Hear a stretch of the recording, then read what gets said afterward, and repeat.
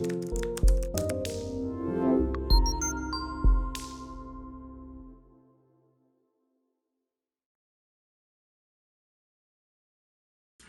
topic is going to be the past perfect tense.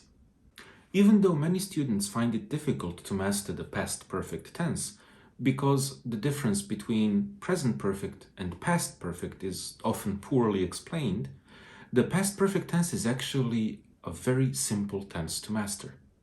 In fact, the only thing these two tenses have in common is that they have a similar name. But this is where the similarities end.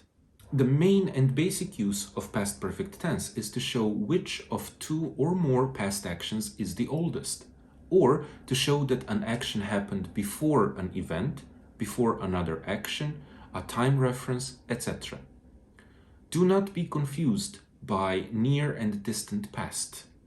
Maybe this action happened a few hours ago. For example, when I arrived at the restaurant, my friends had already left. In this sentence, the action of my friends leaving happened before the action of me arriving. Or if we say, David had been to Copenhagen before, so he could show us around. We are just stating that this action of David visiting Copenhagen happened before we visited the city. Another difference between the present perfect and the past perfect tense is that with the past perfect tense we can use specific time references, like last week, yesterday, etc.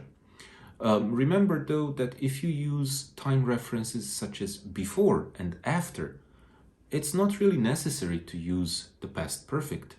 It's not wrong, but it's not necessary. You might as well just use the simple past.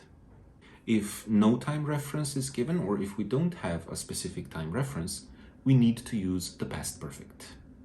The passive form of past perfect, which you can see here, is not exactly rare in English, but it is also not very common. Most often you will find sentences like this one in books, stories, narratives, when the author wants to make the story a little more dramatic. Thank you very much for watching this video today. If you have any questions about the past perfect, please leave them down in the comments and I will try to answer as soon as possible. Have a very nice day and I'll see you next time.